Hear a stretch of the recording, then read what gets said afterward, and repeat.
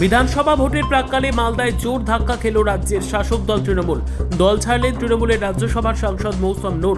শনিবার মৌসম নূর দিল্লিতে গিয়ে তৃণমূল দল ছেড়ে তার পুরনো দল কংগ্রেসে যোগদান করেন। স্বভাবতই তার প্রত্যাবর্তনে উচ্ছ্বসিত মালদার কংগ্রেস শিবির।